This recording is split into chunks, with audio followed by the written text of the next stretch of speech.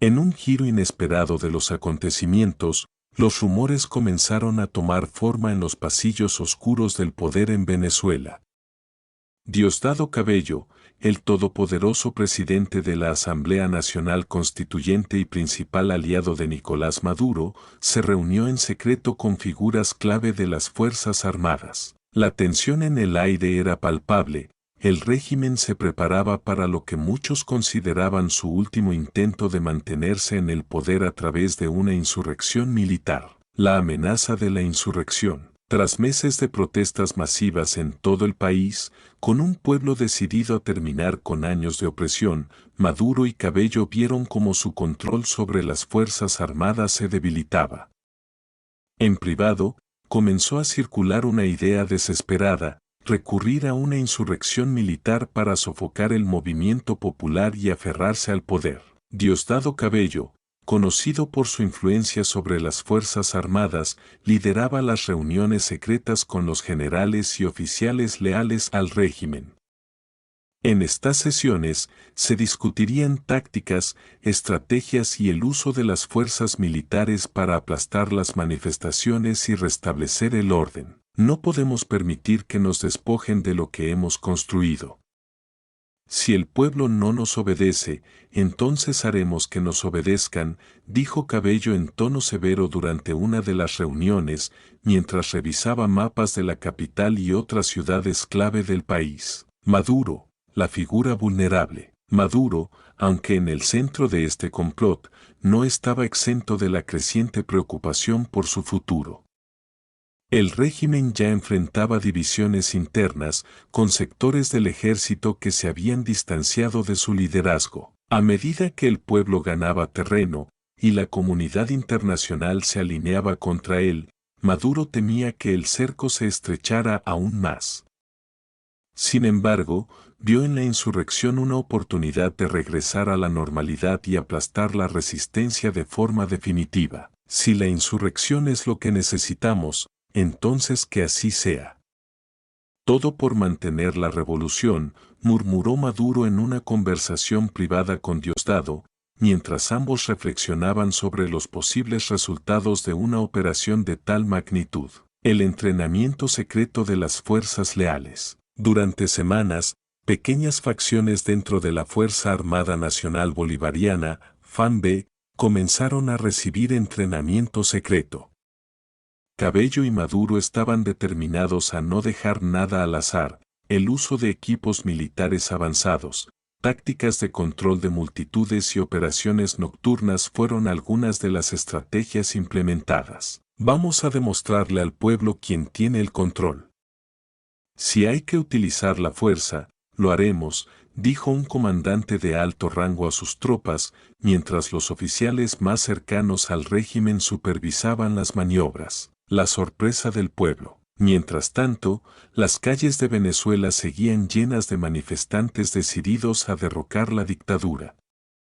Aunque la amenaza de una insurrección militar comenzaba a sentirse en el aire, el pueblo venezolano no retrocedía. Las protestas crecían cada vez más, y las voces de líderes opositores como María Corina Machado resonaban con fuerza, llamando a una movilización nacional aún mayor. El pueblo es más fuerte que nunca. No permitiremos que estos criminales nos digan oprimiendo, proclamó María Corina en una mitin en Caracas, mientras las multitudes coreaban su nombre. El punto de no retorno, la insurrección en marcha. Finalmente, llegó el día. Mientras las tropas leales al régimen se preparaban para desplegarse en todo el país, un enfrentamiento masivo comenzó a gestarse. Las fuerzas militares y las unidades de la policía se alineaban con un único objetivo: sofocar las protestas y restaurar el control absoluto de Maduro y Cabello. Sin embargo, ocurrió algo inesperado: un número significativo de soldados comenzó a cuestionar la orden. La unidad militar que estaba destinada a enfrentarse al pueblo en las calles de Caracas decidió no actuar, rompiendo las líneas de mando establecidas por Diosdado y Maduro. No lucharemos contra el pueblo. Ellos son nuestros hermanos, nuestros hijos.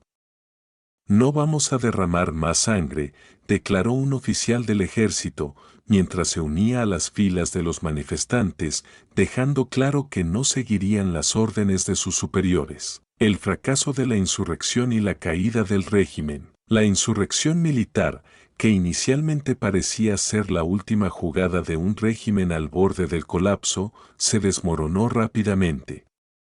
La falta de cohesión en las Fuerzas Armadas, sumada a la valentía del pueblo en las calles, desbarató cualquier intento de control. Los generales leales a Maduro y Cabello fueron dejados en la estacada, mientras las protestas tomaban un giro aún más poderoso, con millas de militares uniéndose a la causa popular. Este es el fin de una era, proclamó uno de los líderes opositores, mientras la noticia de la renuncia de Maduro se extendía por todo el país. La insurrección de Maduro y Diosdado se convirtió en el último suspiro de un régimen que había perdido tanto el apoyo de su pueblo como el control de su propio ejército. Venezuela es libre, proclamaron las multitudes, mientras las imágenes de los soldados que se habían unido a la lucha por la libertad inundaban las redes sociales. La caída de la dictadura marcó el comienzo de una nueva era para el país, libre de las cadenas que los habían oprimido durante tanto tiempo. El despertar de Venezuela, un nuevo capítulo. Tras la renuncia definitiva de Nicolás Maduro y el colapso de su régimen, Venezuela comenzaba a sanar. El país, al borde del abismo, se encontraba ahora en un proceso de renacimiento. La resistencia del pueblo y el desmoronamiento de la estructura militar que había respaldado a la dictadura sentaron las bases para una nueva era de esperanza y reconstrucción. Sin embargo, los retos eran colosales y la transición no sería fácil. El gobierno de transición, un desafío monumental. La caída de Maduro dejó un vacío de poder que fue rápidamente ocupado por un gobierno de transición encabezado por figuras claves de la oposición. María Corina Machado, quien había sido una de los principales líderes de la lucha contra la dictadura, asumió un papel crucial en este proceso, guiando al país hacia la estabilidad política y económica. Este es un momento histórico. Venezuela ha logrado lo imposible, vencer a un régimen que parecía invencible. Ahora nos toca reconstruir lo que nos han arrebatado, dijo María Corina en su primer discurso como líder del gobierno de transición. El reto era gigantesco, las instituciones del país habían sido corrompidas y debilitadas durante años de autoritarismo y las heridas sociales, económicas y psicológicas causadas por el régimen eran profundas. La comunidad internacional, sin embargo, se mostró dispuesta a brindar su apoyo a Venezuela en este proceso, brindando ayuda humanitaria y económica. La reconstrucción económica, un largo camino por recorrer. Uno de los primeros pasos del nuevo gobierno fue enfrentar la crisis económica. La hiperinflación, la escasez de alimentos y medicamentos y el colapso de la infraestructura básica, como el sistema eléctrico y de agua potable, se presentaban como los desafíos más inmediatos. Para restaurar la confianza en la economía, se implementaron reformas radicales. Restablecimiento de la moneda. El gobierno de transición implementó un plan de estabilización que incluyó la introducción de una nueva moneda respaldada por activos internacionales. La dolarización parcial del mercado, que ya había sido adoptada por muchos venezolanos, se mantuvo como una medida de urgencia. Reactivación de la industria petrolera. La industria petrolera, columna vertebral de la economía venezolana, necesitaba una profunda reestructuración. Se promovieron alianzas con empresas internacionales para modernizar la infraestructura petrolera y aumentar la producción. Programas de ayuda humanitaria. Con el apoyo de la comunidad internacional, se marcan corredores humanitarios para aliviar la crisis alimentaria y de salud. Se distribuyeron alimentos y medicamentos a las comunidades más afectadas por la crisis. El proceso judicial, justicia para las víctimas. Con la caída del régimen, vino la necesidad de rendir cuentas. El nuevo gobierno de transición prometió que se haría justicia por los crímenes cometidos durante los años de dictadura, incluyendo la represión violenta de manifestaciones, la corrupción a gran escala y las violaciones de derechos humanos. La Comisión de la Verdad y la Justicia fue establecida para investigar los crímenes cometidos por los funcionarios del régimen de Maduro. Líderes como Diosdado Cabello, quien había sido uno de los principales responsables de la represión, enfrentaron acusaciones graves de violaciones a los derechos humanos. Aunque muchos de los responsables huyeron del país, otros fueron detenidos y procesados por la justicia. La reconciliación nacional, un país dividido, pero unido. Uno de los mayores retos de la transición era la reconciliación nacional. Venezuela había estado dividida por años de polarización política y la desconfianza entre los diferentes sectores de la sociedad era palpable. Sin embargo, el pueblo demostró una gran capacidad para sanar y unirse por el bien común. El gobierno de transición promovió programas de reintegración social para aquellos que habían sido parte del régimen, dándoles una segunda oportunidad para reconstruir sus vidas. Al mismo tiempo, se llevaron a cabo foros de diálogo nacional donde se discutieron los caminos hacia un futuro inclusivo y democrático. La clave era no permitir que el odio y la venganza dictaran el destino de la nación. El regreso de los exiliados, un símbolo de esperanza. La caída de Maduro también significó el regreso de miles de venezolanos que habían tenido que huir del país debido a la represión. Profesionales de diversas áreas, desde médicos hasta ingenieros, regresaron con el deseo de contribuir a la reconstrucción de su patria. Su regreso se convirtió en un símbolo de la esperanza de que Venezuela podría recuperarse. Venezuela es mi hogar, y no voy a quedarme fuera mientras mi país necesita ayuda, expresó uno de los exiliados que regresó para ayudar a reconstruir el sistema de salud.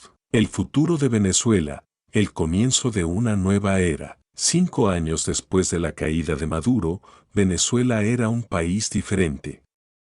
Aunque la reconstrucción estaba lejos de completarse, el país había dado los primeros pasos hacia la libertad, la justicia y la prosperidad. Los ciudadanos comenzaron a ver los frutos de sus sacrificios, y la nación, que había sido conocida por su crisis interminable, comenzaba a recuperar su lugar en el mundo. El legado del pueblo venezolano y de sus líderes opositores, que lucharon incansablemente por la democracia, quedó grabado en la historia. En cada esquina de Venezuela, desde las montañas de los Andes hasta las playas del Caribe, se celebraba la libertad recién recuperada. Venezuela es libre, Venezuela ha renacido, dijo un líder opositor, mientras miles de venezolanos se reunían para conmemorar el día en que el régimen cayó y el pueblo finalmente se hizo dueño de su destino. Venezuela hacia la reconstrucción, desafíos y avances. Tras la caída del régimen de Maduro y el establecimiento de un gobierno de transición, Venezuela comenzó a enfrentar nuevos desafíos mientras caminaba por el tortuoso sendero de la reconstrucción. Aunque el camino hacia una democracia plena aún era largo, los primeros avances demostraron que la esperanza era posible. La reforma política, el despertar de la democracia. Uno de los aspectos clave del proceso de transición fue la instauración de una nueva estructura política basada en la democracia. Con la caída de Maduro, la Asamblea Nacional asumió un papel crucial para guiar al país hacia un sistema electoral justo y transparente. La Ley de Reforma Electoral fue una de las primeras iniciativas legislativas aprobadas por el nuevo gobierno, asegurando que las futuras elecciones fueran supervisadas por organismos internacionales imparciales y que todos los partidos tuvieran igual acceso a los medios. Este es el primer paso para devolverle al pueblo el poder que le pertenece, el derecho a elegir libremente, dijo María Corina Machado, quien se convirtió en una de las voces principales del nuevo sistema político. La reforma electoral fue seguida por la creación de un sistema judicial independiente para garantizar que los actos de corrupción y abuso de poder del pasado nunca se repitan. Economía emergente, de las ruinas a la esperanza. Con la crisis económica de Venezuela profundizada por años de malas políticas y corrupción, los esfuerzos para estabilizar la economía eran vitales. El gobierno de transición implementó una serie de reformas estructurales para restaurar la confianza en el sistema financiero y fomentar la inversión nacional e internacional. Restauración de la confianza económica. La nueva moneda comenzó a estabilizarse, gracias a un estricto control de inflación y el respaldo de reservas internacionales. Se implementaron incentivos fiscales para pequeñas y medianas empresas, permitiendo que muchas familias comiencen a reconstruir sus vidas. Recuperación de la industria petrolera. En colaboración con inversionistas internacionales, el sector petrolero, principal motor de la economía venezolana, comenzó a recuperarse, aumentando la producción y reactivando las exportaciones. El gobierno celebró acuerdos con empresas extranjeras para mejorar la infraestructura y modernizar la industria. Programas sociales para la pobreza extrema. El gobierno lanzó varios programas sociales para ayudar a los sectores más vulnerables de la población, financiados por los recursos recuperados de la industria petrolera. Se establecieron comités comunitarios que colaboraron con el gobierno para distribuir alimentos y servicios de salud en las zonas más afectadas. Seguridad y reconstrucción social. Aunque la caída de Maduro significó el fin de la represión política, los retos relacionados con la seguridad y la paz social no desaparecieron de inmediato. Venezuela, que había sufrido una de las tasas de criminalidad más altas del mundo durante los años de Maduro, tenía que enfrentarse a los grupos armados y las bandas criminales que habían surgido durante la crisis. La paz no es solo un sueño, es una realidad que debemos construir con trabajo y unidad, afirmó el nuevo ministro de Seguridad, quien prometió trabajar para recuperar la seguridad en las ciudades. Reforzamiento de la policía y el ejército. El gobierno de transición comenzó un proceso de reforma en las fuerzas de seguridad, enfocándose en eliminar la corrupción y mejorar la capacitación de los oficiales. El ejército, que había sido leal al régimen anterior, ahora debía demostrar su lealtad al pueblo. Desarme de grupos paramilitares. Se implementaron programas para desarmar y reintegrar a los grupos paramilitares que habían operado bajo el régimen de Maduro. A medida que muchos de los miembros de estos grupos optaron por entregarse, se ofrecieron programas de rehabilitación y empleo para ayudarlos a reintegrarse a la sociedad. La reintegración internacional, Venezuela al mundo. A nivel internacional, Venezuela comenzó a restablecer relaciones diplomáticas con países de todo el mundo. La comunidad internacional, que había apoyado las luchas del pueblo venezolano por años, aplaudió la transición y brindó ayuda financiera para asegurar que el proceso de recuperación fuera lo más rápido posible. Acuerdos de cooperación internacional. Se firmaron acuerdos con países de América Latina, Europa y Estados Unidos para recibir asistencia técnica, económica y humanitaria.